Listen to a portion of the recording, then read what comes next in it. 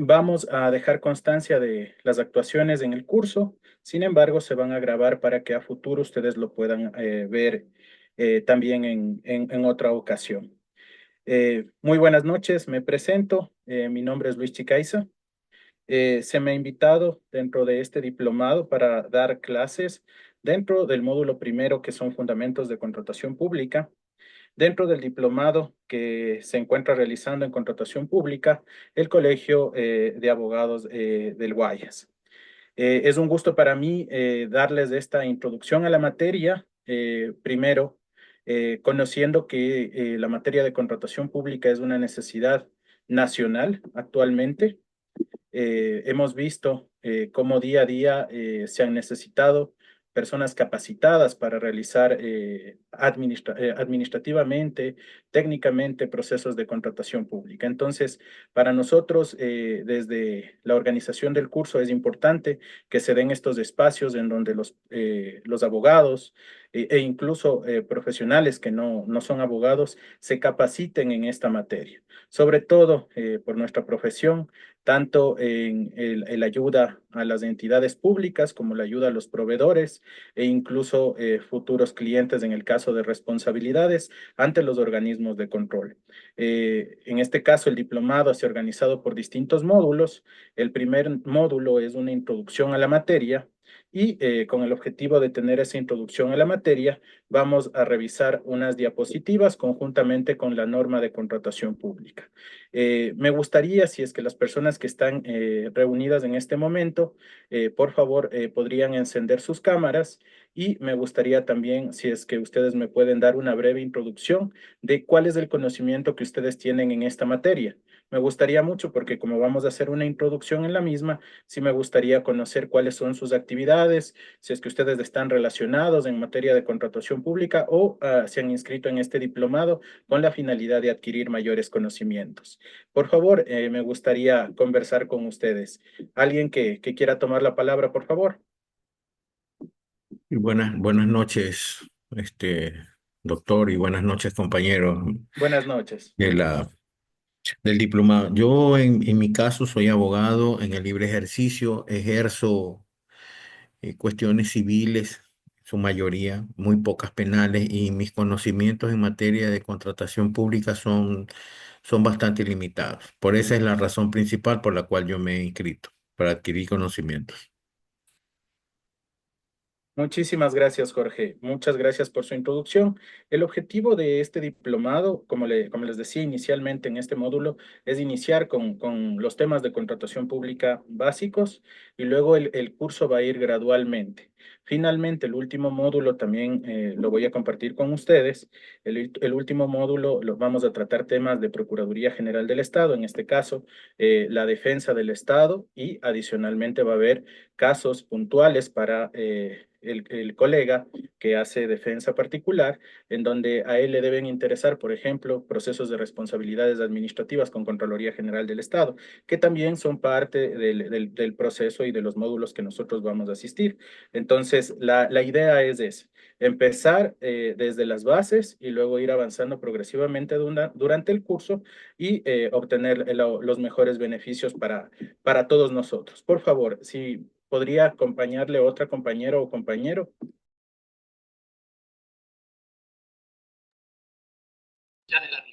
Hola, buenas tardes, buenas noches. Mi nombre es Marilena Acosta. Buenas noches, Madeline. Sí, espérame un ratito. Sí, sí, soy abogada, trabajo en la Dirección General del Material. Sí, tengo conocimiento de contratación pública, pero la contratación pública, como ustedes saben, es innovadora, siempre está cambiando, está modificándose las disposiciones legales para hacer algún proceso. Ya tenemos que revisar manuales, y tenemos que revisar el pliego, disposiciones legales, ¿sí? Y no termina ahí, sino que termina el proceso una vez que se ha firmado el acta de entrega.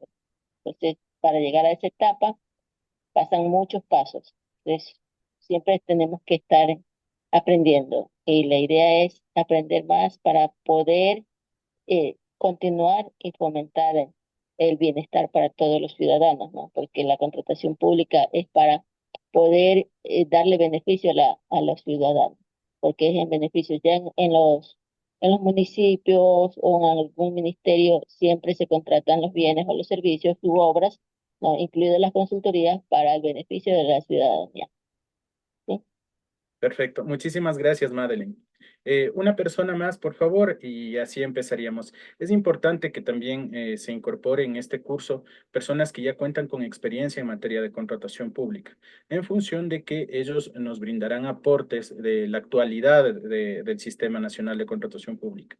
Madeline ha topado un tema que también vamos a topar en esta clase, que es la actualización normativa continua por parte del Servicio Nacional de Contratación Pública y adicionalmente la actualización continua del reglamento de aplicación de la ley. Actualmente estamos atravesando una nueva reforma de la normativa secundaria. Hace poco tiempo hubo una reforma al reglamento y estas reformas no solo modifican, en este caso, el contenido normativo, sino también el alcance de estas normas hacia el procedimiento que se realiza en materia de contratación pública. Recientemente ha habido cambios en los pliegos de contratación pública. Actualmente incluso contamos con un modelo único de contratos. Entonces, es importante que las personas que trabajan en esta materia actualmente nos brinden aportes dentro de la clase, porque es importante conocer ese lado desde el servidor público y también a favor de los abogados patrocinadores a futuro, que conozcan que si bien la norma de contratación pública, la ley, está expedida desde el año 2008, a la actualidad han habido varias reformas que han cambiado el contenido de la norma y han cambiado los procedimientos de contratación pública.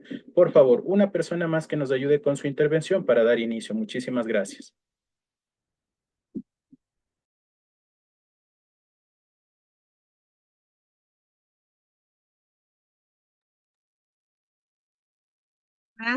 Buenas noches, estimados y distinguidos estudiantes. Les quería agradecer el día de hoy al abogado, magíster Luis Chicaiza, que estará con nosotros en la primer módulo de Fundamentos de Contratación Pública. Les agradezco su asistencia. Quiero compartir con todos ustedes los materiales. Les he pasado algunas leyes y estaremos en constante activación de nuevas leyes. Si hay algo más que adquirir o ponerlo en el chat, será enviado las leyes que se necesiten. Gracias. Perfecto. Muchas Muchas gracias, gracias, Fernanda. Luis, por compartir con nosotros tus conocimientos y te agradezco un mundo. Muy gentil, Gracias. Fernanda. Bueno, con las observaciones que hemos tenido respecto de los dos compañeros y de Fernanda, es oportuno dar inicio al módulo de los fundamentos de contratación pública, la primera unidad. Vamos a iniciar con una introducción a lo que es el Sistema Nacional de Contratación Pública. A mí me pareció oportuno, en este caso, conocer qué es el Sistema Nacional de Contratación Pública. Muchos de nosotros, e incluso cuando he actuado o trabajado en instituciones públicas realizando procedimientos de contratación pública, nos topamos con que el Sistema Nacional de Contratación Pública es el SOCE, el llamado SOCE o el Sistema Oficial de Contratación. Sin embargo, existe una confusión. ¿Por qué existe esta confusión? Porque el Sistema Nacional de Contratación Pública no es el sistema informático del SERCOP.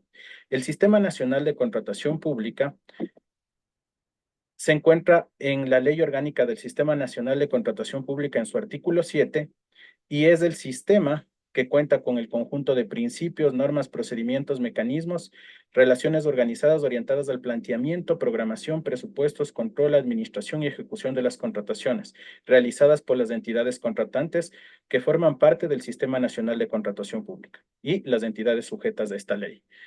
Cuando vemos este concepto, cuando vemos esta definición del Sistema Nacional de Contratación Pública, nos damos cuenta que no solamente es el sistema informático.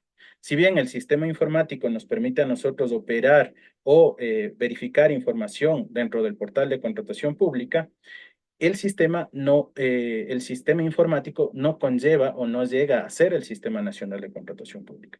El sistema, como lo acabamos de leer, es un conjunto de principios, principios que están en la ley orgánica del Sistema Nacional de Contratación Pública, normas que forman parte de la contratación pública, que van desde la Ley Orgánica del Sistema Nacional de Contratación Pública, el Reglamento General de la Ley Orgánica del Sistema Nacional de Contratación Pública y la normativa secundaria del Sistema Nacional de Contratación Pública. La primera, la ley, expedida por el legislativo; la segunda, el reglamento, expedido en este caso por el presidente, por su capacidad que tiene para reglamentar; y la última, que es expedida por el Servicio Nacional de Contratación Pública por su capacidad normativa. Entonces, como ustedes acaban de ver, el Sistema Nacional de Contratación Pública tiene estas normas y adicionalmente las normas que nos permiten realizar procedimientos de contratación pública.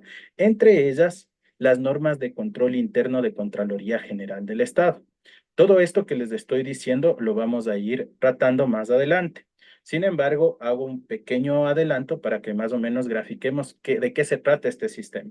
Como acabamos de observar, es el conjunto de principios que están en la ley, son las normas que nos permiten realizar procedimientos de contratación pública, entre esas, como les decía, las normas de control interno. Y ustedes me pueden decir, Luis, las normas de control interno de Contraloría General del Estado son expedidas por Contraloría General del Estado. ¿Por qué estas afectan o por qué estas nos dan pautas para realizar procedimientos de contratación pública? Y la respuesta es que las normas de control interno son normas que tiene o que puede expedir la Contraloría General del Estado para regular, en este caso, las actividades de control que ellos realizan posteriormente. Entonces, los servidoras y servidoras y los abogados que patrocinen a futuro tienen que observar estas normas de control interno para cumplirlas en el caso de los servidores, y para los abogados patrocinadores para verificar si es que existió o no su cumplimiento y poderles defender de la mejor manera a sus patrocinados. A continuación, de los conjuntos de principios, normas, existen los procedimientos. Normalmente en las entidades del sector público se conocen procedimientos de contratación pública como son la ínfima cuantía, la subasta inversa electrónica, el régimen especial, la adquisición de pasajes aéreos, las obras, cotizaciones, menores cuantías. Yo les estoy nombrando de un largo listado, no lo estoy haciendo de memoria, sino les estoy dando los procesos que son más frecuentes o que las entidades lo hacen normalmente, y principalmente el catálogo electrónico, la ínfima cuantía y la subasta inversa. Estos procedimientos de contratación pública continuamente van agregándose. Hace poco hubo un conversatorio en la Universidad Andina, y en la Universidad Andina se estableció que la cantidad de procedimientos que están enlistados en el reglamento actualmente podrían llegar a ser muchos más. Es decir, en la ley, en el reglamento, si bien se encuentran enlistados los tipos de procesos, existen otros procesos que realizan los operadores o los gestores de contratación pública que no son propiamente un proceso de adquisición de bienes o servicios, pero son actividades previas que nos permiten realizar procesos de compras públicas. Entonces, en cuanto a los procedimientos, tenemos que en el sistema están el conjunto de principios, normas y los procedimientos que podemos realizar en el Sistema Nacional de Contratación Pública. Los mecanismos. Esto de los mecanismos me parece bastante interesante. Ustedes en la ley, en el reglamento y en la normativa secundaria no van a encontrar un detalle de los mecanismos que tiene el Sistema Nacional de Contratación Pública. Sin embargo, los mecanismos se encuentran previstos en la ley, ¿ya? Existen mecanismos como, por ejemplo, la capacitación. Muchos de ustedes y sobre todo los servidores públicos deben conocer que todos los servidores que intervengan en materia de contratación pública deben contar con la certificación emitida por el Servicio Nacional de Contratación Pública, y al momento en que yo saco esta certificación, puedo realizar las capacitaciones en el propio portal de compras públicas. Existen las capacitaciones establecidas por el CERCOP, que son de forma gratuita y que nos permitan a nosotros prepararnos para los exámenes, en este caso, que damos para convertirnos en gestores del portal de contratación pública, que ahora es una obligación de los servidores públicos contar con este certificado. Si usted está realizando compras públicas y no cuenta con este certificado, lo mejor es hacerlo de forma inmediata. Como una pequeña pequeña anécdota, y esto lo digo desde un inicio, por favor, sin tomar partido o sin tener una inclinación política para nada, pero son ejemplos importantes para mí porque esa es una forma en que yo voy a realizar las exposiciones. Hace unos meses, un ministro de Salud indicó en una declaración pública que él le habían dado haciendo el examen para certificarse como operador del sistema. Y él hacía una suerte de burla y decía que prácticamente ese examen no sirve porque cualquier persona le puede dar haciendo. Entonces, estos mecanismos previstos en la ley deberían no evadirse. ¿Ya? Entonces, eso es importante. Si bien el mecanismo está previsto, las capacitaciones están previstas, pero la idea es que los servidores se capaciten, se evalúen y obtengan estos certificados para siempre mejorar los procedimientos de contratación pública. A continuación, las relaciones organizadas orientadas al planeamiento, programación, presupuestos, control, administración. Estas relaciones organizadas, el CERCOP las tiene, en este caso a través del Sistema Nacional de Contratación Pública, con los distintos organismos de control. Ustedes no sé si han sido sometidos, o en este caso el doctor Cedeño ha sido sometido a un procedimiento de control por parte de Contraloría General del Estado, por parte de Procuraduría General del Estado o por parte del propio CERCOV, del cual la entidad tiene que defenderse, o en este caso los patrocinados deben defenderse de las observaciones que le planteen estos entes de control. Entonces, estas relaciones organizadas justamente buscan que al momento de realizar procedimientos de contratación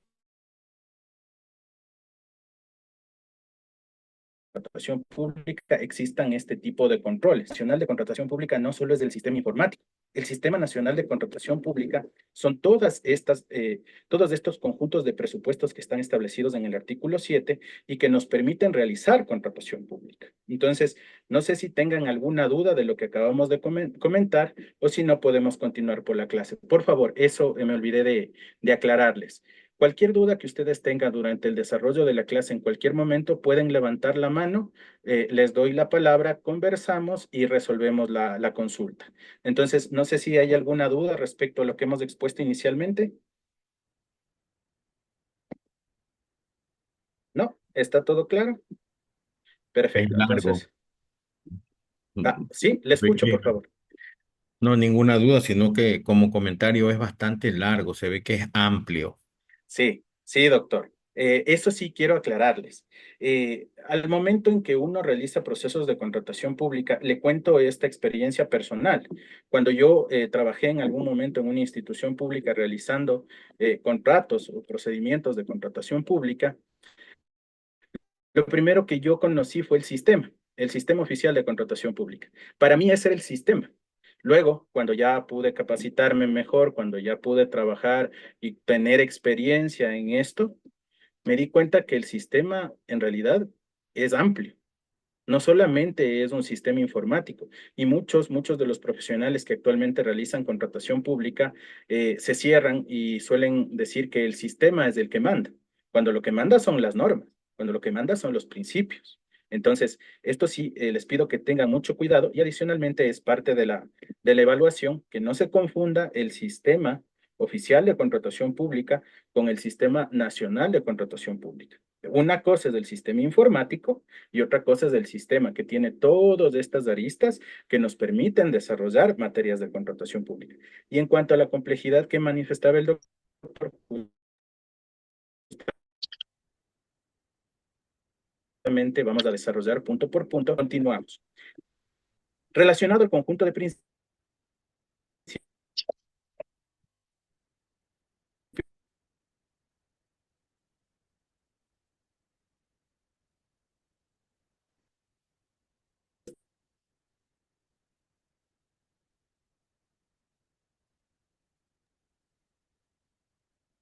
tenemos Se cortó, doctor.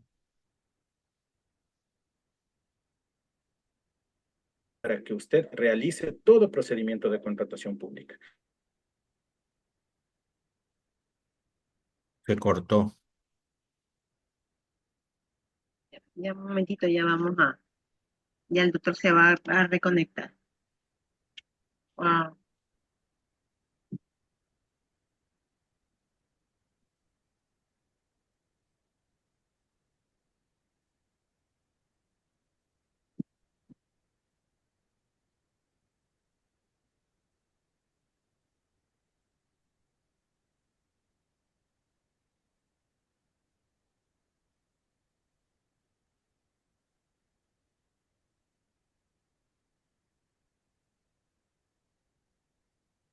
Buenas noches.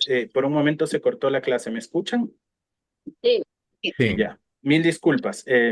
Hay estas intermitencias por los temas que ya conocemos todos. Tratemos de continuar la clase y llevar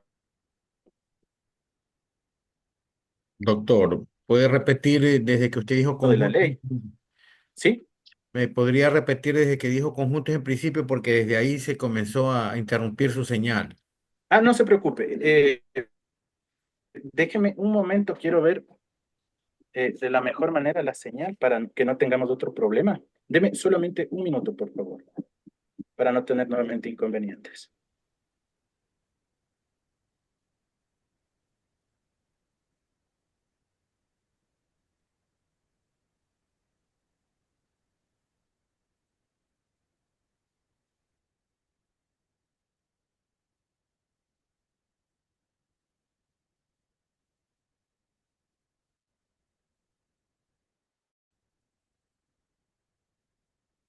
Perfecto. ¿Me escuchan ahí? Ya, correcto. Muchísimas gracias. Por favor, si vuelve a ocurrir, me indican, retomamos la clase, no existe ningún inconveniente. La idea es que todos podamos escuchar y que la clase grabada también les sirva para los compañeros que se van a incorporar en la modalidad, en este caso, en línea. Bueno, continuemos, por favor. Entonces, regresamos al conjunto de principios. Lo que les decía es que cuando ustedes realizan procedimientos de contratación pública, y cuando ustedes asesoren en materia de contratación pública, siempre deben observar el artículo 4 de la Ley Orgánica del Sistema Nacional de Contratación Pública.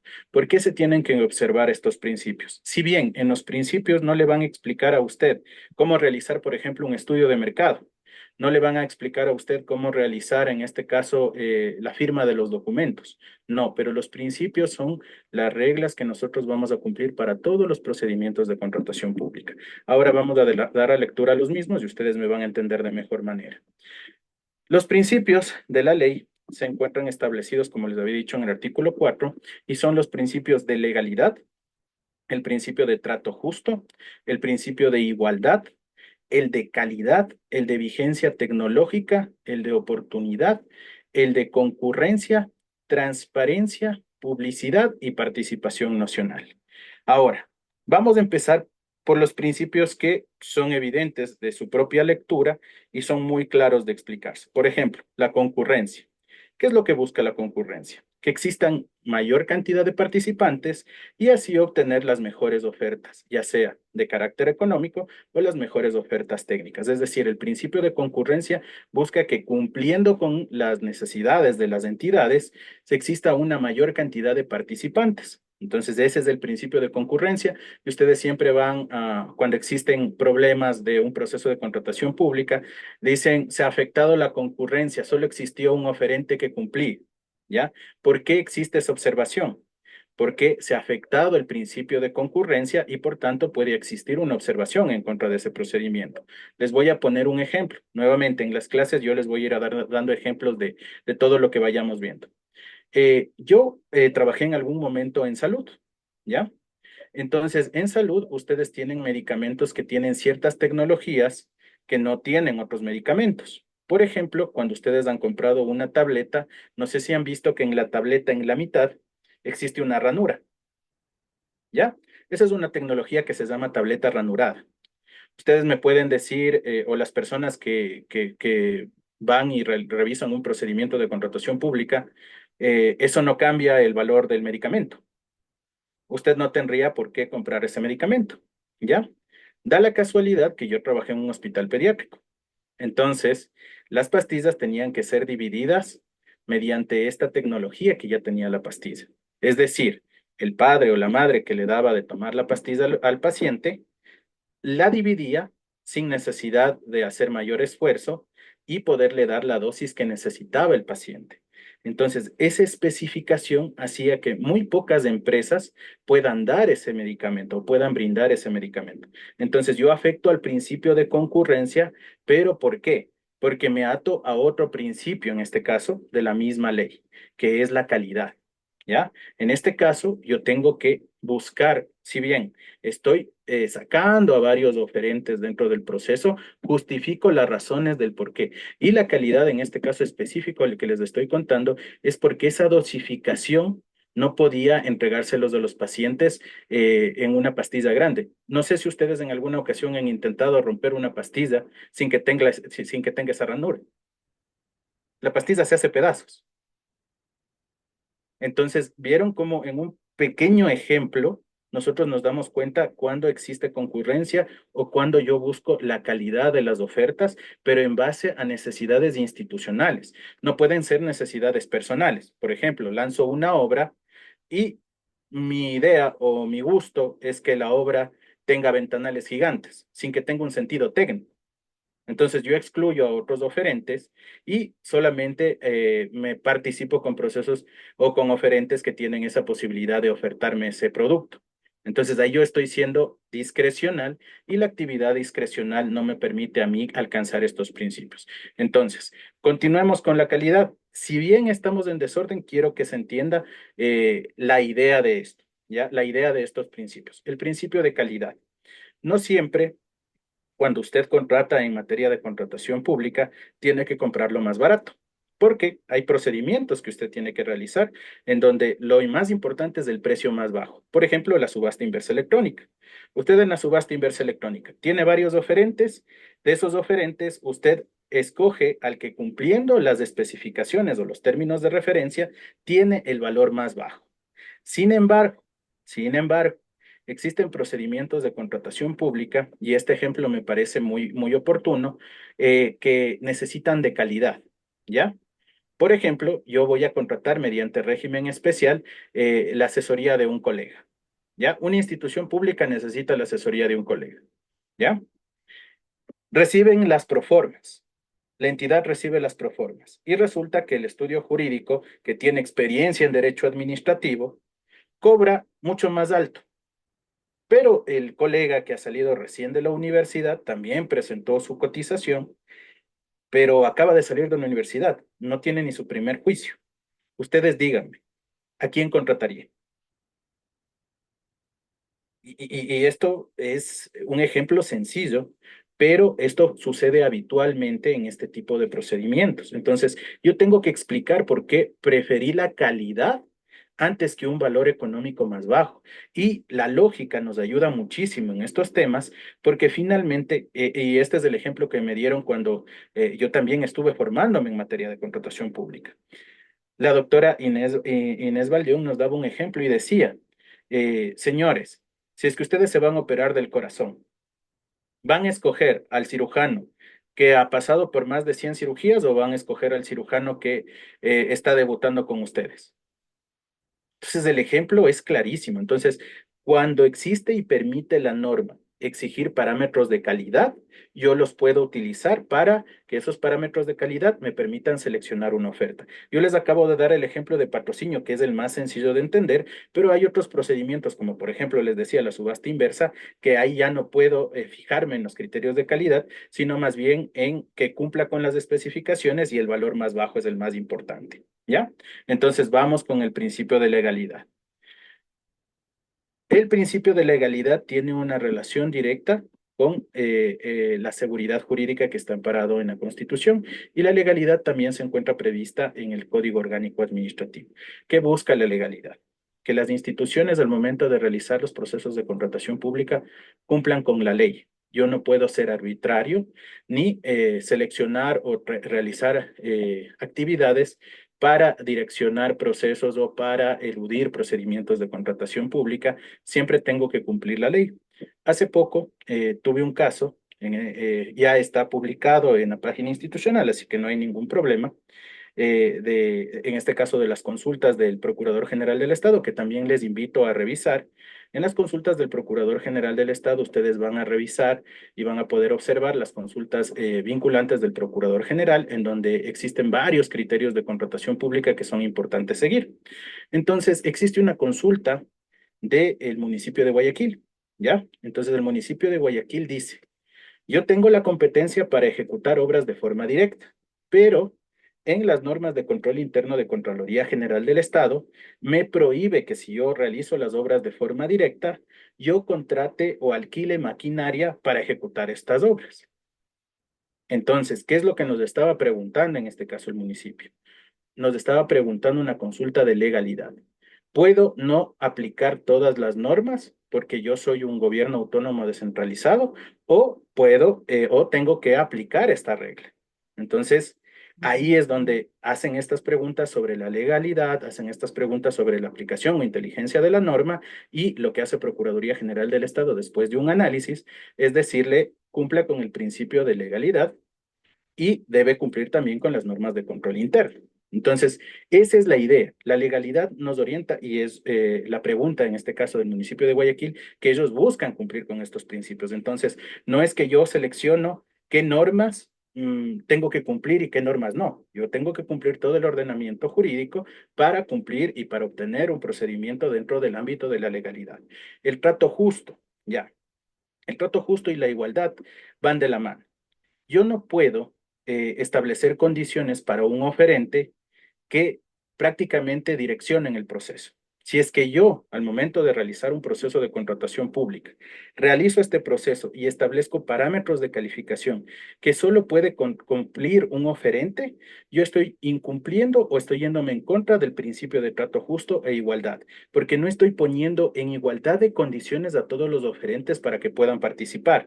Esto se suele confundir cuando se explica y nuevamente, si es que tienen alguna duda, por favor, levantan la mano o prenden el micrófono y conversamos. Ya, esto se suele confundir porque sobre todo en temas sensibles como por ejemplo salud, en muchas de las ocasiones yo recibí observaciones por parte de las áreas requirentes que nos decían, pero yo no puedo adquirir lo mismo si es que este proveedor que tiene esta marca es el mejor servicio, el mejor bien, ¿ya?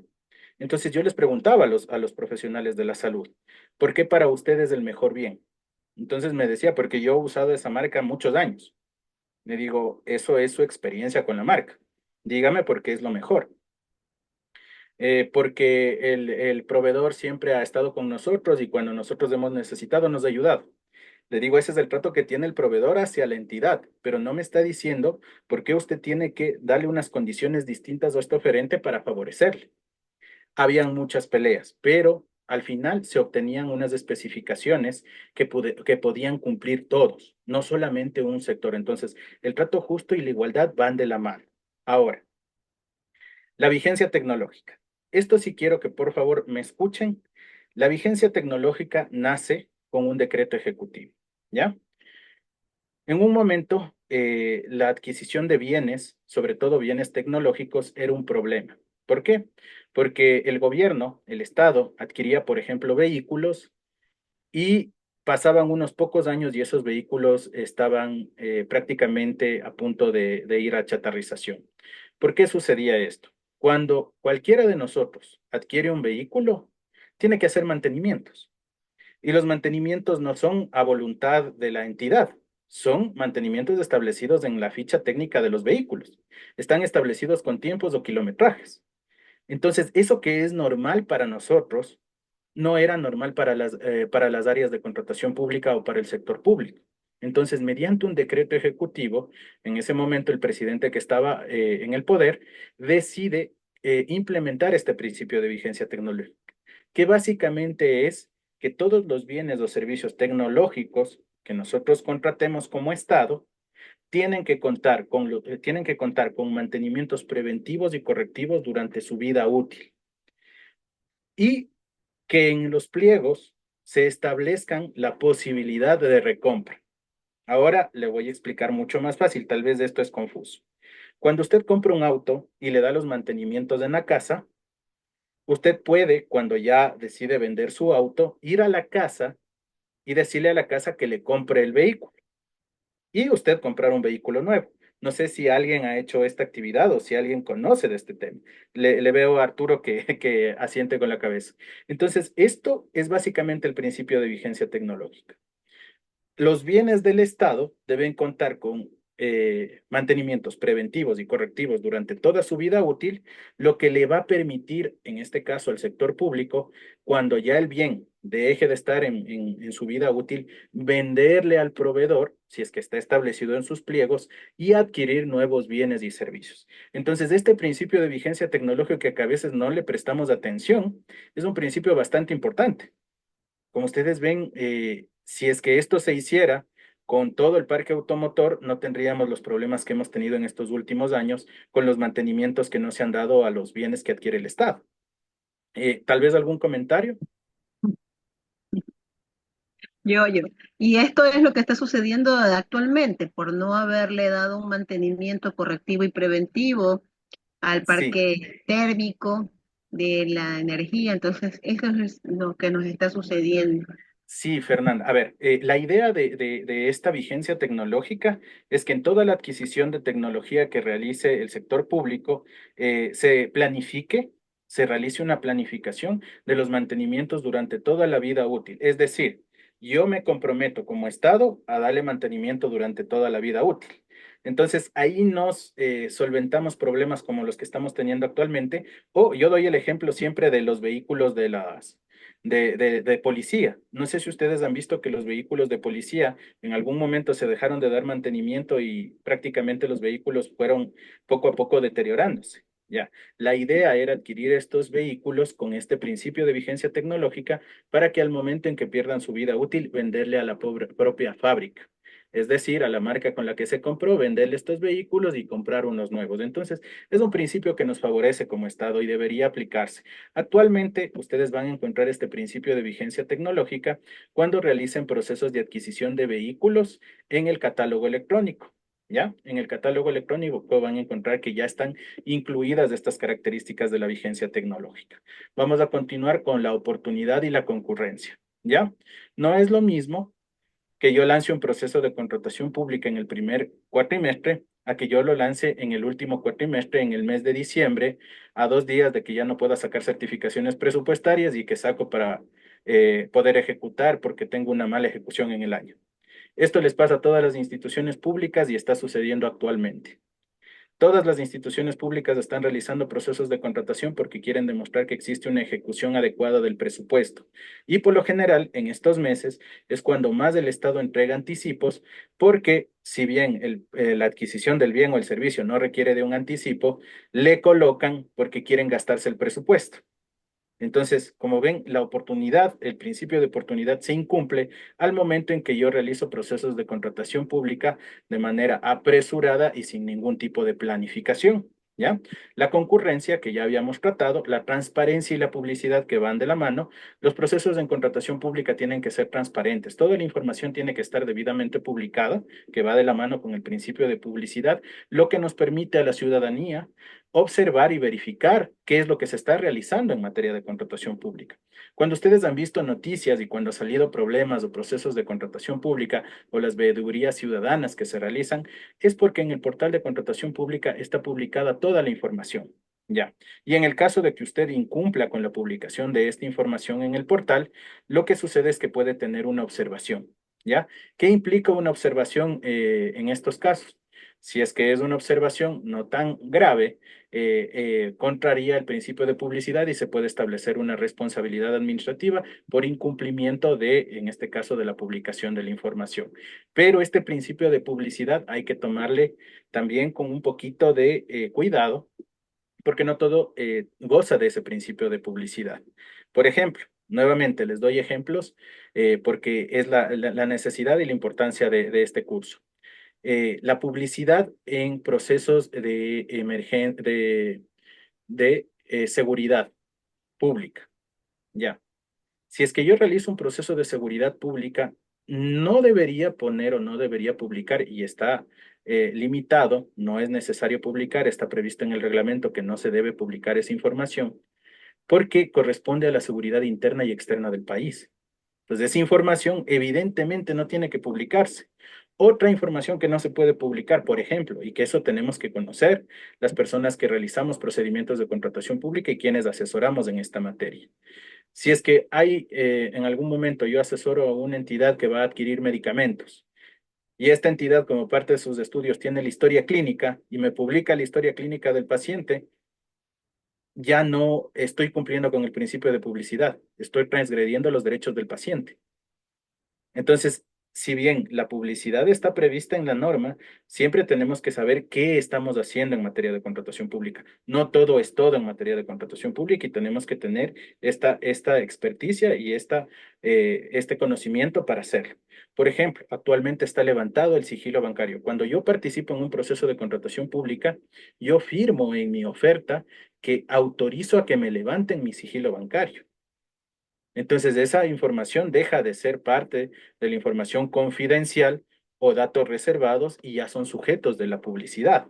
Entonces, siempre hay que continuamente ver este tipo de cambios porque nos permiten saber qué puedo y qué no puedo publicar. Entonces, mucho cuidado en este tipo de situaciones. Yo les doy dos ejemplos pequeñitos, el de seguridad interna y externa y el ejemplo de la historia clínica, que incluso salió en noticias. En noticias, un hospital había publicado las historias clínicas de los menores porque bajo esta idea de que tienes que publicar todo, publicaron incluso historias clínicas. Entonces, hay que tener también el criterio para saber qué se puede publicar y no. Y finalmente, el principio de participación nacional, que para mí es uno de los que más relevantes son. ¿Ya? ¿Por qué?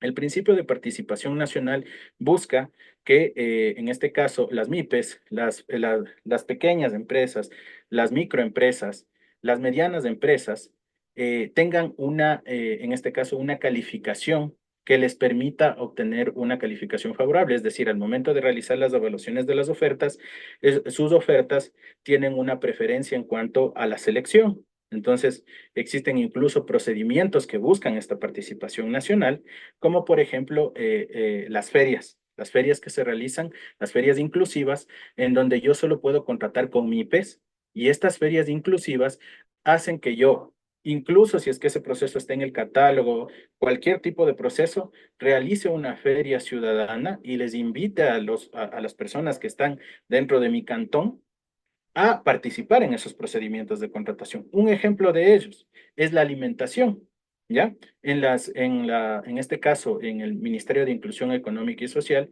cuando ellos tienen que brindar este tipo de alimentación a los menores, se hacen estas ferias inclusivas y de la propia comunidad se organizan y esta comunidad o este grupo asociado es quienes dan la alimentación a los menores. Entonces, se beneficia a la participación nacional y se procura que las pequeñas empresas se vean beneficiados por estos procedimientos de contratación. Aquí agotado el tema de principios, me gustaría saber si tienen alguna duda para continuar con la interpretación de los principios, por favor. ¿Alguien? ¿O está claro? Si está claro, entonces continuamos. Igual, por Profesor, una favor. pregunta. Sí, Claro, con profesor, una mucho gusto. pregunta. Parece que la diapositiva se le ha congelado, no sé, o si no, estamos bien, no sé. No, no, sí Se estamos quedó en principios todavía. Ya, perfecto, listo, gracias. Sí, muchísimas gracias. No, continuamos con principios. Bueno, después de los principios tenemos la interpretación, ¿ya?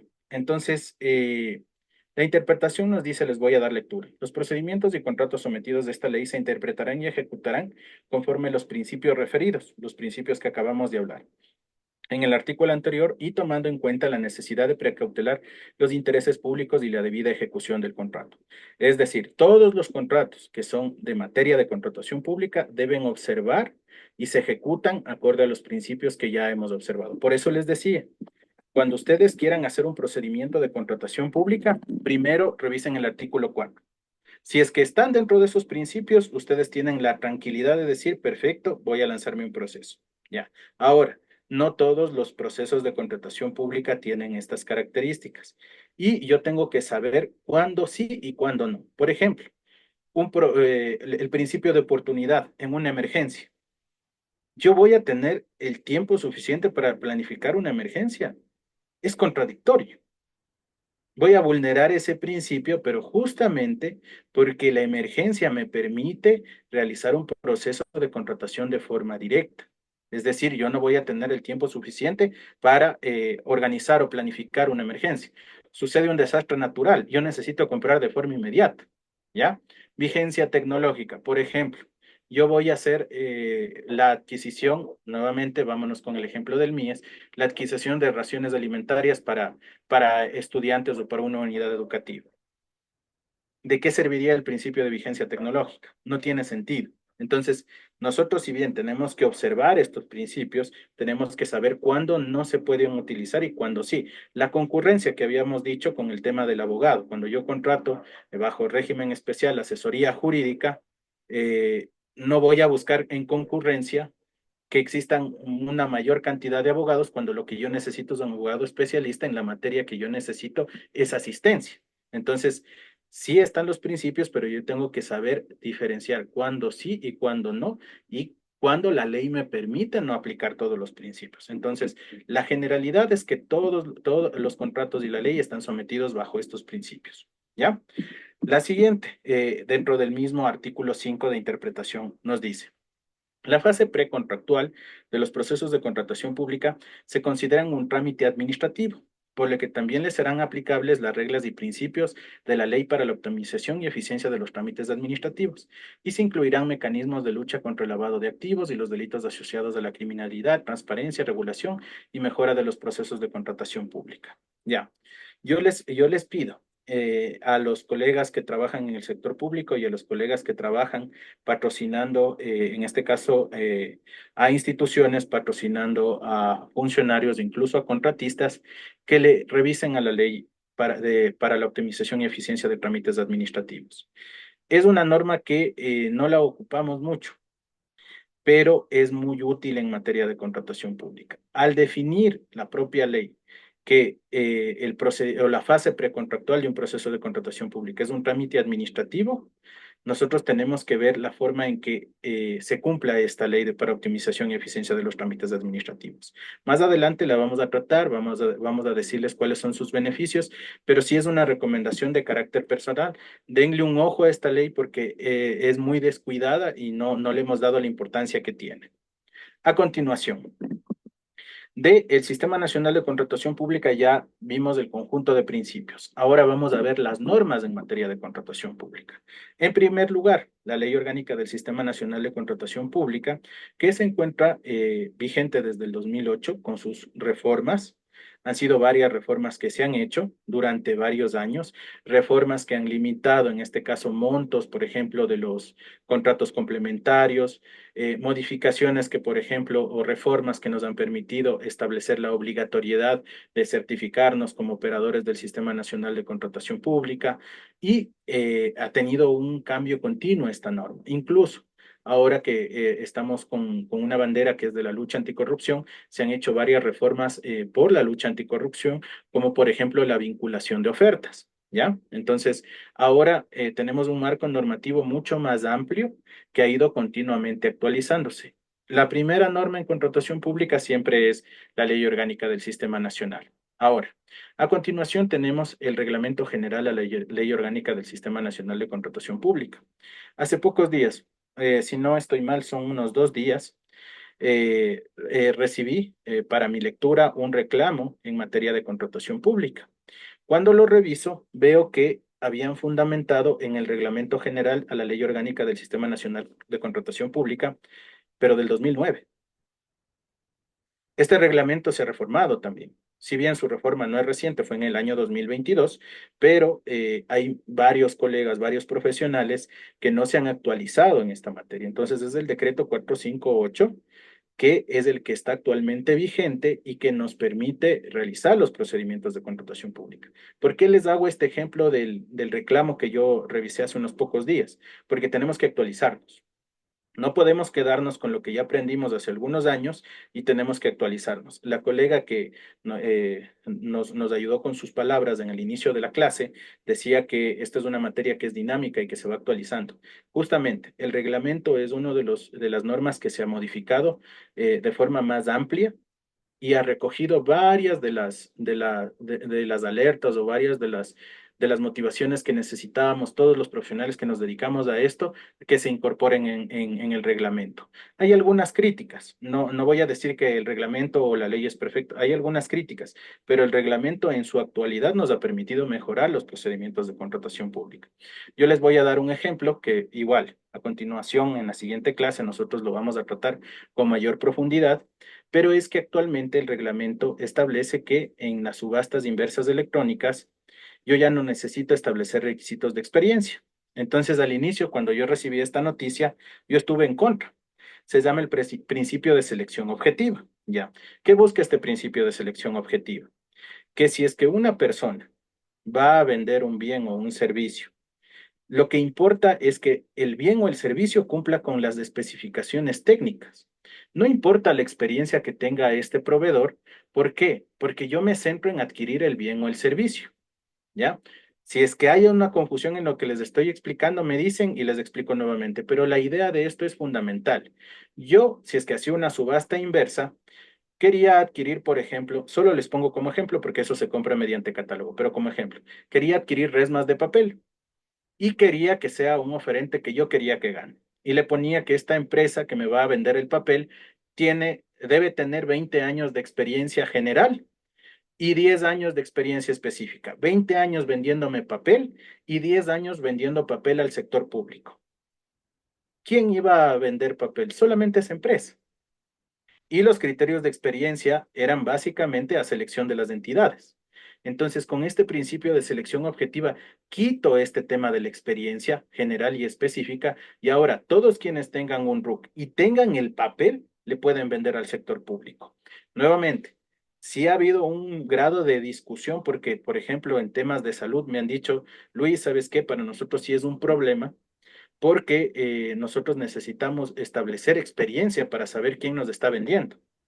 Pero en esos casos concretos, lo que hay que hacer es mejorar las especificaciones, es decir, mejorar lo que queremos comprar para que el oferente que nosotros queramos tenga lo que nosotros necesitamos y no establecerle condiciones para que se direccione un procedimiento de contratación mediante el uso de la experiencia. Entonces, esos son aportes que les doy de manera general que ha traído este reglamento. Hay otros temas que he incorporado que son valiosos, pero básicamente el reglamento ha traído esto. La Doctor, resolución, sí, por favor, le escucho. una cosita. Lo que pasa es lo siguiente, vean, eso está bien para, por ejemplo, ¿no? Lo que usted dice, pero cuando van a hacer unos servicios, un mantenimiento, ya se pide experiencia del oferente, del personal técnico que el oferente va a emplear. Y en muchas ocasiones se hace el pliego, ya dice el monto del contrato del personal técnico.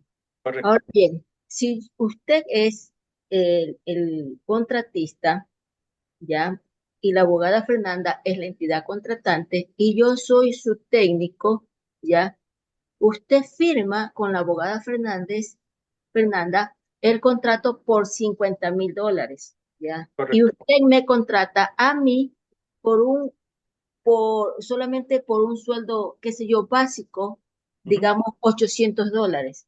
Y en el pliego me piden que yo debo de tener una experiencia ya por $20,000, $30,000. Pregunto yo, ¿en qué momento o cuándo yo voy a presentar la experiencia por $20,000? ¿Mm? He ahí el problema, ¿sí? He ahí el problema. Por eso, a mí, en lo personal, lo que se puso en el reglamento no me parece adecuado, ¿ya? Porque muchos oferentes vienen y hacen un certificado. Es verdad que el papel aguanta todo, ¿ya? Y con Correcto. la firma del oferente, ya avala todas las cosas.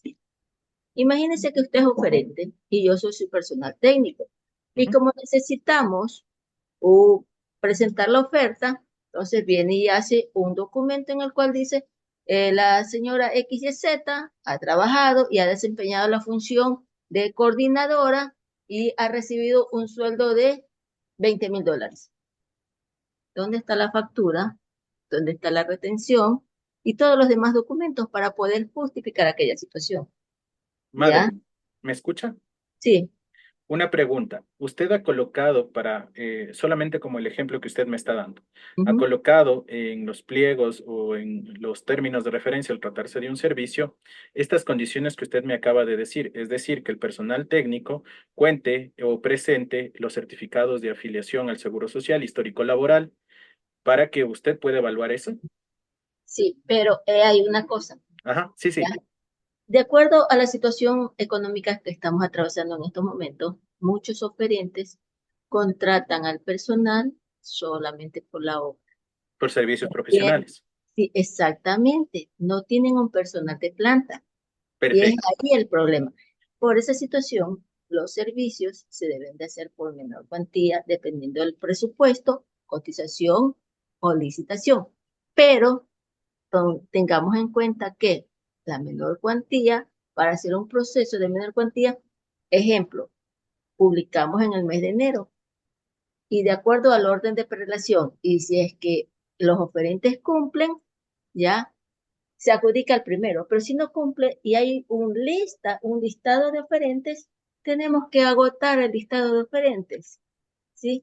Tenemos que agotar el listado de oferentes para poder cumplir con esta situación. Entonces, he ahí el inconveniente. Sí, perfecto, Madeline. Ahí le hago una aclaración. El principio de selección objetiva se establece en el reglamento exclusivamente para la subasta inversa electrónica. Así es. Los procedimientos de menor cuantía que usted me refiere, por lo que establece la propia ley, tienen la posibilidad de ser evaluados bajo el mejor costo.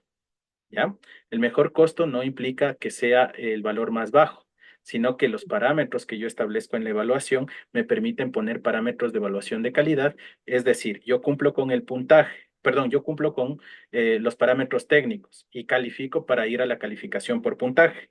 Y en el puntaje ahí sí usted puede establecer las condiciones que le permitan obtener una mejor oferta. Claro, Básicamente el principio de selección objetiva que les hacía referencia, en donde quitaron la experiencia, y por eso yo también, y me gusta que usted nos pueda indicar este particular, Madeline, yo también estuve en contra de este principio. Pero luego ha pasado el tiempo y las entidades o las áreas que se quejaban de que en una subasta inversa no puedan pedir experiencia, se han dado cuenta que si es que ellos no quieren que les afecte este principio de selección objetiva, pues tienen que hacer procedimientos mediante los mecanismos que establece la ley, mediante menores cuantías, mediante licitaciones, mediante, en este caso, procedimientos que son de bienes y servicios no normalizados, justificando debidamente para que ellos puedan calificar no solamente el cumplimiento de las especificaciones de los términos de referencia, sino también el puntaje que ellos han establecido las propias entidades en los procesos para obtener sus mejores ofertas.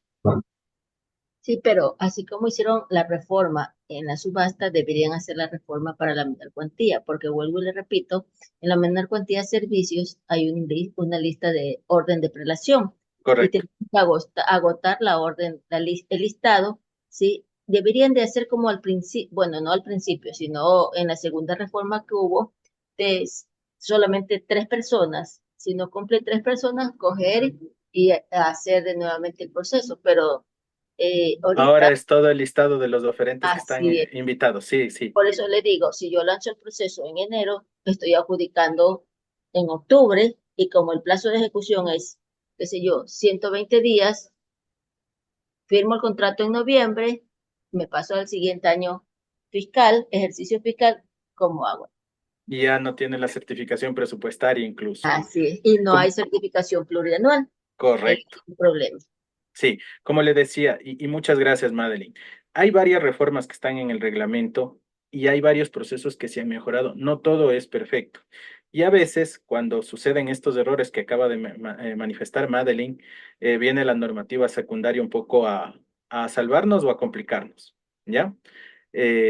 La aclaración de salvarnos o complicarnos no lo hago porque el CERCOV lo haga a propósito, sino porque el continuo cambio normativo que ha realizado el CERCOP nos mantiene a todos los que realizamos contratación pública en vilo. Un día son unas reglas, el otro día son otras reglas, y puntualmente les comento, yo he trabajado en este caso en el área de control de legalidad de la Procuraduría General del Estado, revisando procedimientos de contratación pública, que llegan cuando el CERCOV establece observaciones dentro del procedimiento. Entonces nosotros realizamos el control de la legalidad. De eso ya hace 2 años que me desempeñaba en esas funciones. Y les cuento que era casi imposible revisar un procedimiento de contratación si no se toma varios días. Pero las entidades no tienen esos días. Las entidades tienen que hacer los procedimientos de manera inmediata. Un día tienen que hacer la solicitud de las cotizaciones, al otro día tienen que hacer el estudio de mercado, tienen que hacer el informe de necesidad, tienen que levantar las especificaciones técnicas, tienen que levantar los términos de referencia. Mientras están haciendo, están buscando el presupuesto. Mientras están haciendo eso, están verificando si es que está dentro de la planificación, dentro del PAC. Y así a veces muchas de las ocasiones no se puede.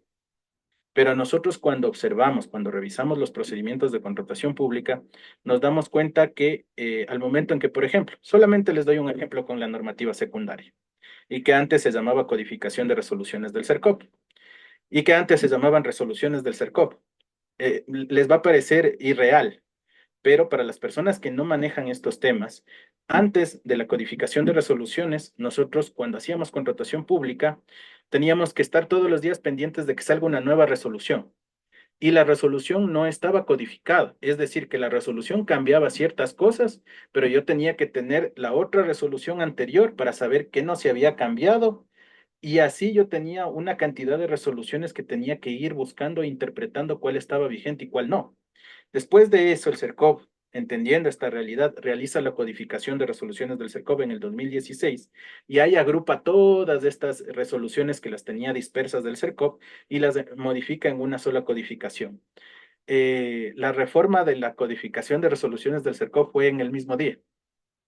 Es decir, salió el día de hoy, solamente como ejemplo, viernes, y ya estaba modificado el sábado. ¿Por qué? Porque se habían dado cuenta que al hacer este compendio existían errores. Y esas modificaciones continuas que hace el CERCOV es justamente por alertas que, como expresa Madeline, solamente nosotros podemos evidenciar cuando realizamos procesos de contratación pública. O cuando, en este caso, por eso les daba les indicaba esto, cuando nosotros supervisamos procedimientos de contratación.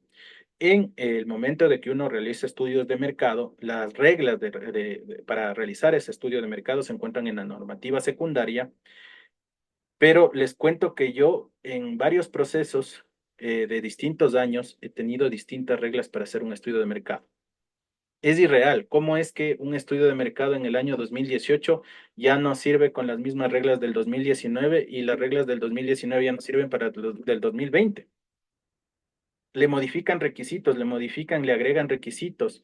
Y eso es un reproceso increíble porque las unidades o las áreas requirentes, que son quienes realizan estos estudios de mercado, prácticamente están mareados. No saben si es que lo que hicieron antes estaba bien o lo que hicieron después está bien. Y finalmente esto es un reproceso continuo porque hay devolución de procesos. Hacen el estudio y les faltó esto, devuelvan. No, ahora ya no hay que hacer eso porque ya le quitaron, entonces devuelvan. Entonces, sí, bien, la normativa secundaria también ha mejorado un poco porque el reglamento también le ha permitido mejorar. Sí es un problema que conocemos todos lo que hemos participado en procedimientos de contratación pública, que es esta continua actualización normativa. Madeline, le escucho. Sí, una cosita. Ahorita se me viene a la mente, ¿no? Es verdad lo que usted dice. Ahora bien, los auditores de la Contraloría, Sí, ¿cómo van a hacer en el momento que vayan a auditar los procesos, ¿no? Como usted bien dice, por ejemplo, ¿no? Hace 2 días hicieron una reforma, ¿ya? Y todas las instituciones trabajan con las reformas de ese momento, pero, oh sorpresa, hoy al mediodía hacen una reforma y mañana lo publican en el registro oficial y todas las entidades tenemos que hacer como está en la reforma, ya publicada en el registro oficial. Pero, oh sorpresa, viene el auditor, ya muchos auditores no están capacitados, ya, y ellos correcto. dicen, no, es que esto tenía que estar así. ¿Quién con ellos? Es ahí el problema, ¿sí? Sí, Madeline, les comento esto porque afortunadamente he estado en los dos lados. Supervisión de procesos, ejecución de procesos, elaboración de procesos. ¿Ya? Entonces, cuando me han llegado los auditores, yo he tenido esos conflictos que refiere Madeline. Por ejemplo, un auditor, recuerdo mucho esta experiencia que tuve, un auditor vino con el proceso a mi dirección y llevaba el proceso en su mano. Y yo no sabía por qué el doctor estaba actuando de esa manera y me reclamaba que el monto que yo había seleccionado para ese procedimiento estaba mal. Entonces, yo no entendía lo que me decía el auditor. Les soy bien honestos, o no entendía qué es lo que me decía el auditor. Me decía, el monto está mal seleccionado, usted escogió mal el monto, debió haber hecho una comisión técnica. Yo le decía, disculpe, doctor, no le entiendo por qué yo debía haber hecho una comisión técnica. No llegaba al monto que me exige la norma para establecer una comisión técnica. ¿Qué es lo que había pasado? El auditor se había quedado en los montos de años anteriores. Entonces él observaba, él hacía sus observaciones y sus auditorías con el monto con el que él salió de la universidad. Entonces a todos les observaba que no seleccionaron o no establecieron comisión técnica para evaluar las ofertas. Porque claro, para él el monto era mucho más bajo y cuando veía otros procesos, todos estábamos incumpliendo la norma. Todos estábamos incumpliendo porque no habíamos solicitado que se establezca una comisión técnica. Entonces, ese tipo de cosas que sucede con los auditores justamente es la naturaleza de este curso. ¿Ya? Esas observaciones o esos temas yo les voy a ir tratando poco a poco durante vayamos desarrollando el curso, pero yo quiero que ustedes se nutran tanto de esta información que no tengan miedo al momento de observar o de obtener observaciones por parte de los auditores. Pueden suceder este tipo de cosas. He tenido otros auditores que han sido fantásticos, en donde me han dicho, ¿sabe qué? Me parece que esto está mal. Y le he dicho, a ver, revisemos, han revisado conjuntamente y nos han permitido decir, no, esto sí está realizado. Puntualmente, para continuar con la siguiente norma. En un proceso de contratación pública se había establecido en los pliegos, se había establecido en las especificaciones técnicas la obligatoriedad de entregar una garantía de fiel cumplimiento. Al momento de redactar el contrato, el colega que había elaborado el contrato se olvidó de colocar como una cláusula la entrega de las garantías. ¿Ya? Entonces el auditor me dice, abogado, no está las garantías. Y vino corriendo mi financiero y me dice, pero doctor, nosotros sí pedimos. Y me lleva la garantía. Entonces el auditor me dice, bueno, entendamos que en el contrato están agregados los pliegos y las especificaciones técnicas que sí incluyeron la obligación de entregar y por eso ustedes sí tienen la garantía.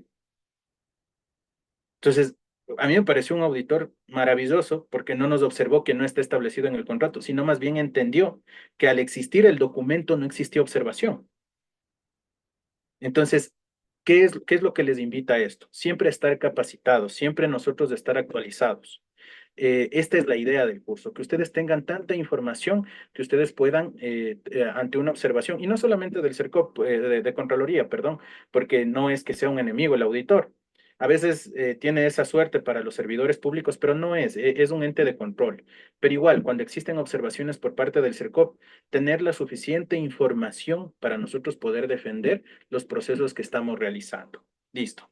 A continuación tenemos el acuerdo 004-CG 2023, que son las normas de control interno para las entidades de los organismos del sector público y de las personas jurídicas de derecho privado que dispongan de recursos públicos. Si ustedes revisan las normas de control interno, les invito a que lo hagan. Van a encontrar cómo les observan los auditores. ¿Ya? Ustedes ven cómo ellos analizan los procedimientos de contratación pública y se van a dar cuenta por qué nos observan. Porque ellos se someten a estas normas de control interno para observarlos. Así que, y tomando las palabras de Madeleine, a veces los propios auditores no saben con qué normas nos están, en este caso nos están auditando, entonces es importante que nosotros también conozcamos estas normas de control interno.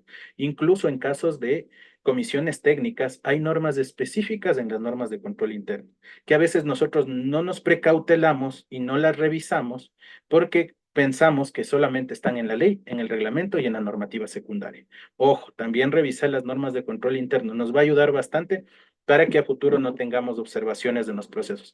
Y nuevamente a los abogados que patrocinan, también les sirve estas normas de control interno porque ahí pueden ver que a veces y a veces en ciertos casos existen normas institucionales expedidas normativamente dentro de la institución que se oponen a las normas de control interno.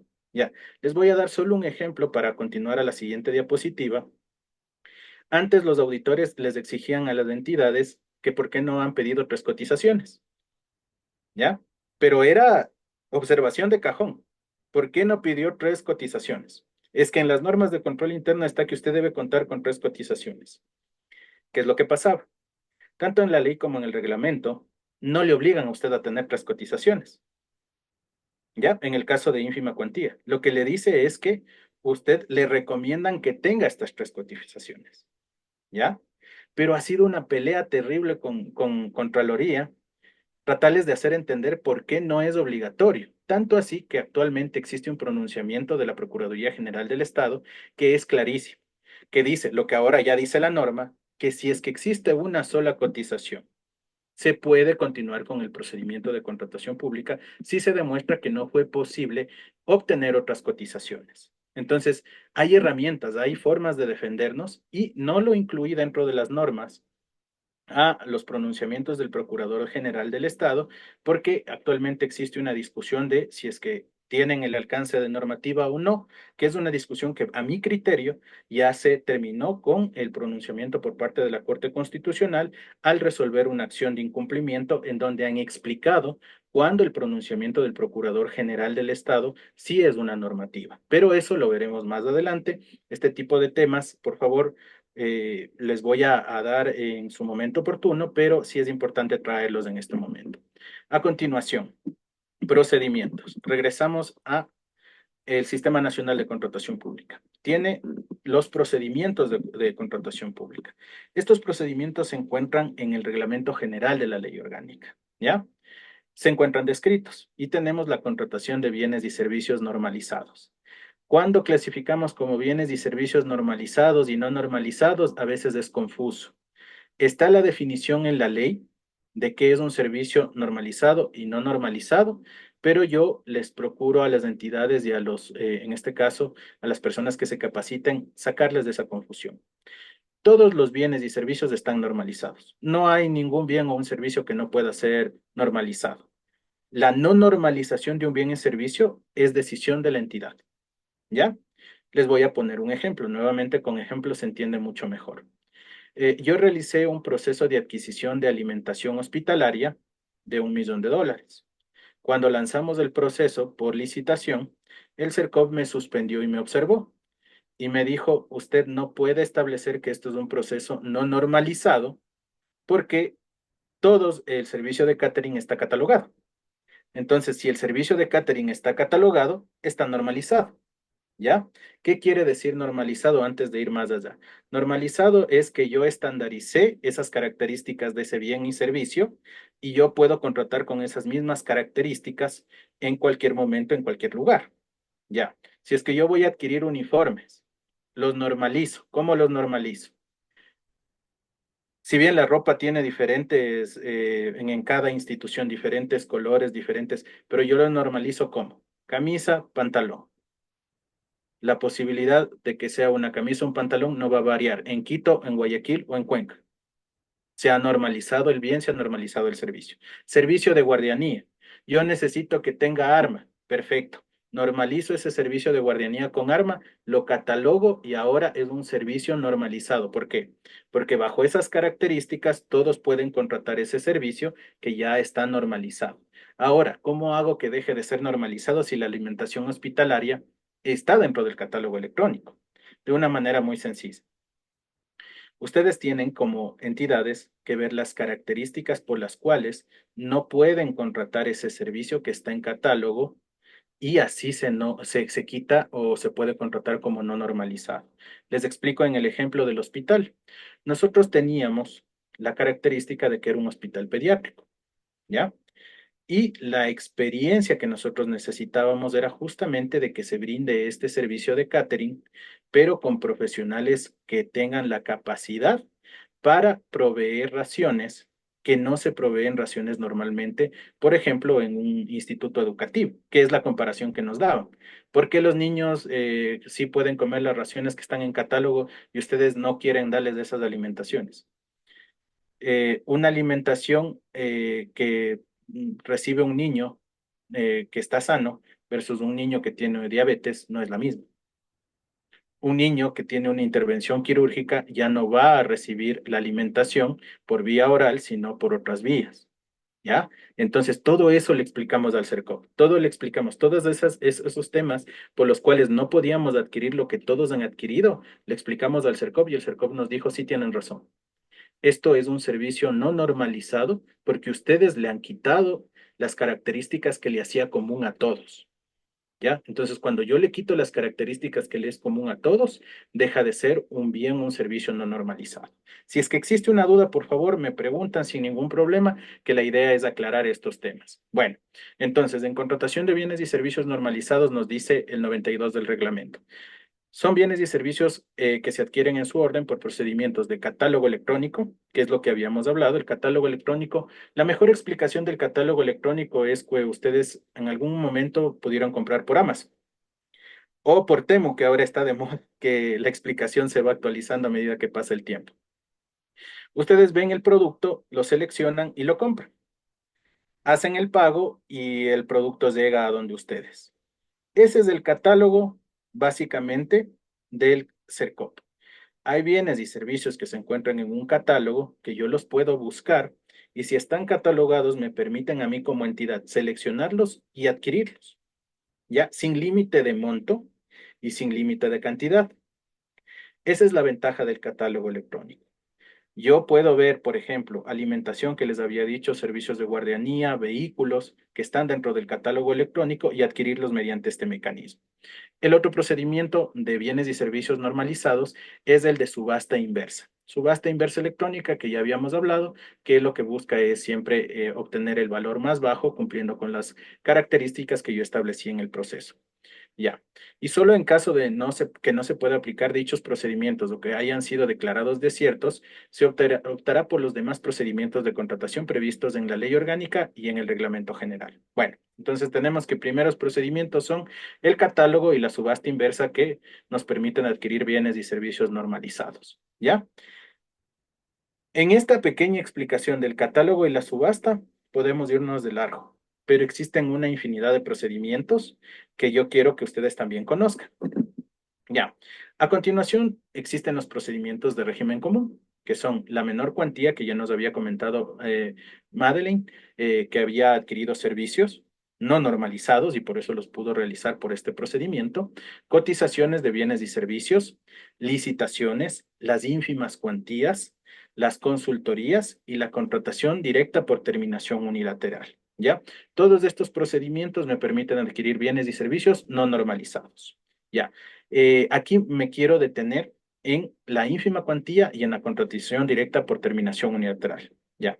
La ínfima cuantía es el proceso que creo que es el que todos hemos hecho si es que hicimos contratación pública en algún momento, que es el famoso proceso de las prescotizaciones. Ya.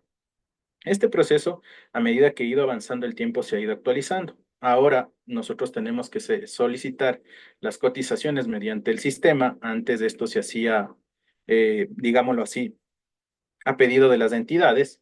Ahora tenemos un sistema que nos permite obtener las cotizaciones y están publicadas todas las necesidades que ustedes hacen por ínfima cuantía, están publicados en la página del CERCOP. Entonces, yo ahí coloco mi informe de necesidad, las especificaciones de lo que quiero comprar y recibo las cotizaciones por este mecanismo. La ínfima cuantía tiene un monto bajo y me permite adquirirlo cuando, primero, si es que está dentro de la planificación, y no necesito realizar más adquisiciones y cuando existe algún tipo de imprevisto y yo justifico que tengo que realizar este tipo de contratación.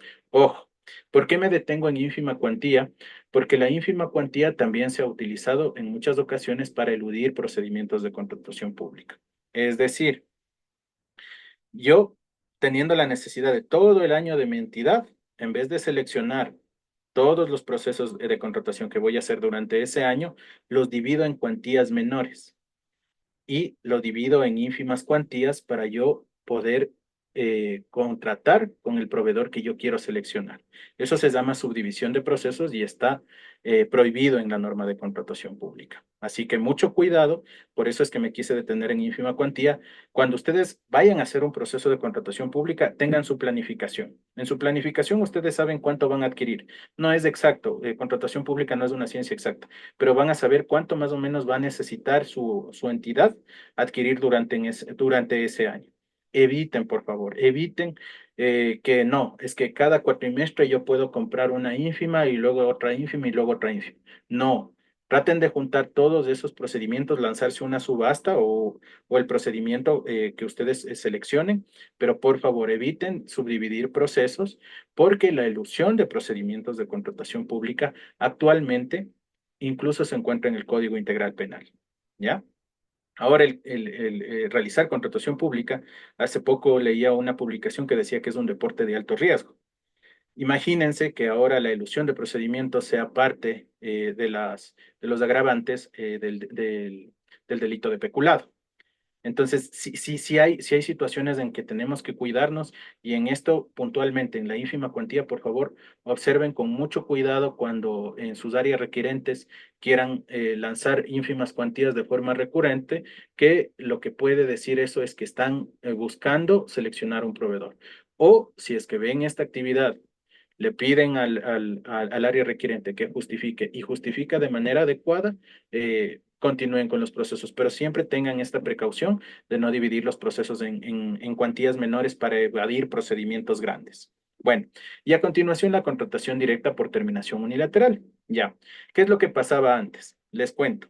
Yo realizaba un proceso de contratación pública, me incumplía, llegaba al 5% del monto del contrato en cuanto a incumplimientos, e inmediatamente yo decía, hay que terminarle unilateralmente. El administrador del contrato mandaba los informes, se realizaba el proceso, terminaba unilateralmente y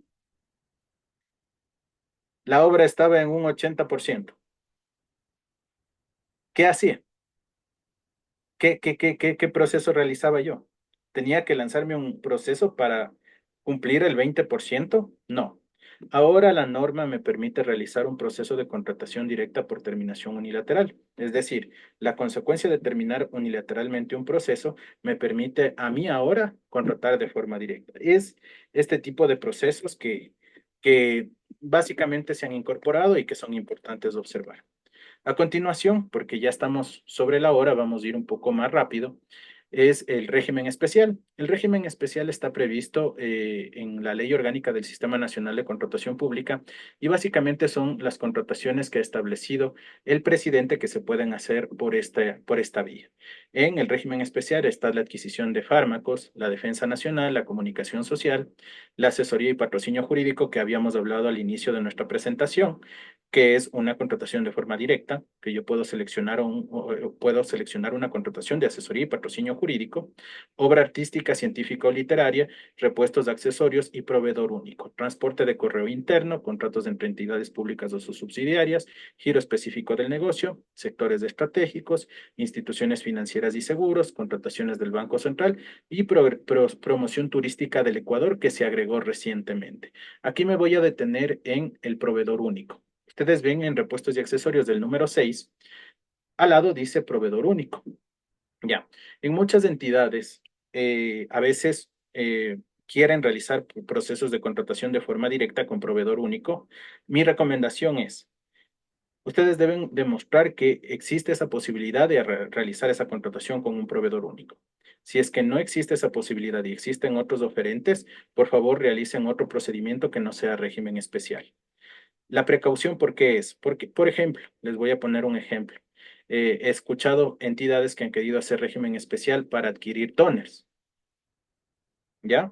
Toners no les vende una sola empresa, les vende distintas empresas y cuando uno observa eso, se da cuenta que usaron el régimen especial para contratar de forma directa, pero escogieron el proceso de manera inadecuada. Entonces tengan mucho cuidado con ese tipo de procesos y un ejemplo de proveedor único. Lastimosamente les doy ejemplos muchos de temas de salud porque es lo que más he trabajado en contratación pública, pero por ejemplo hay ciertos medicamentos que tienen una exclusividad para ciertos oferentes. Entonces, si es el único proveedor en el estado que me puede vender ese medicamento, voy a tener que hacer un régimen especial. Y hay otros procesos que he tenido conocimiento, sobre todo en las fuerzas militares, que ellos tienen que realizar con un solo proveedor. Por ejemplo, nosotros tenemos los aviones, todo lo que es armamento, que no van a poder hacer cualquier proveedor. Tiene que hacer solamente el proveedor que nos vendió. Entonces ahí ellos suelen hacer este tipo de procedimientos de régimen especial. A continuación, los procedimientos especiales, que están la licitación de seguros, la adquisición de bienes inmuebles, el arrendamiento de bienes muebles e inmuebles, ferias inclusivas que habíamos hablado cuando hablamos de participación nacional. Aquí están las ferias inclusivas. Ese es un procedimiento especial que nos permite preponderar la participación nacional. Contratación en situaciones de emergencia, contratación integral por precio fijo, compra corporativa de alimentación escolar, adquisición de combustible para vehículos de las entidades contratantes, adquisición de pasajes aéreos nacionales e internacionales. Ya. Finalmente, creo que por el tiempo vamos a tener que terminar únicamente con mecanismos. No sé si Fernanda está presente. Fernanda. No, no creo que está. Bueno, vamos a terminar con mecanismos porque mañana continuamos con la clase. Listo. Eh, ¿Escuchan? sí, Fernanda, terminemos con mecanismos y mañana continuaríamos con la clase, por favor.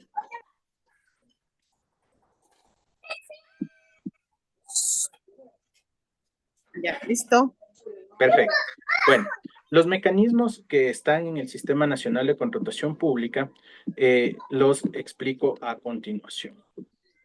Ya. Miren, el portal deberá, además de entregar mecanismos para la capacitación en línea de los actores del Sistema Nacional de Contratación Pública. Como les decía, actualmente nosotros tenemos la posibilidad de capacitarnos en el propio sistema. Las personas que han dado las evaluaciones para ser gestores del portal deben conocer que existe esta capacitación en línea, ¿ya? Además, otro de los mecanismos previstos en la ley es los observatorios ciudadanos. Es parte de los mecanismos que establece la ley para la lucha anticorrupción.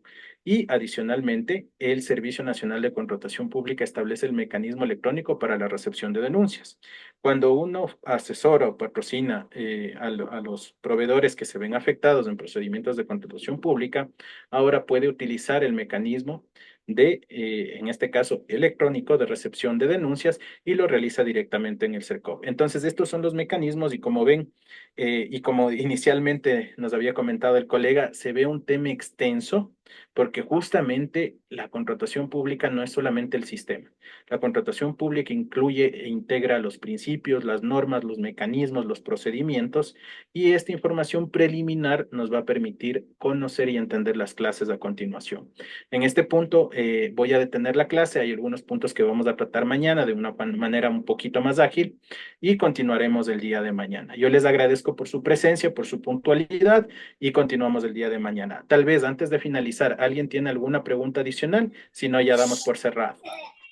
Un ratito, un ratito.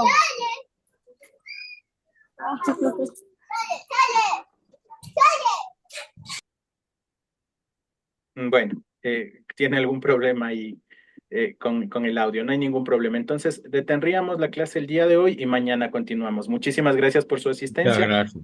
Una excelente noche a todos. Igual, gracias. Distinguidos estudiantes, les agradezco por la atención el día de hoy. Muy amable. Y Hasta mañana. de parte de la Universidad Estatal Peninsular de Santa Elena y el Colegio de Abogados del Guayas, les agradezco por la atención del día de hoy. Muchas gracias. Mañana Fernanda. estaremos. Ya les enviaremos el link Gracias. para mañana. Gracias. Buenas noches. Gracias. Buenas noches. Gracias. Buenas noches. Hasta mañana. Hasta mañana. Hasta mañana, distinguidos estudiantes.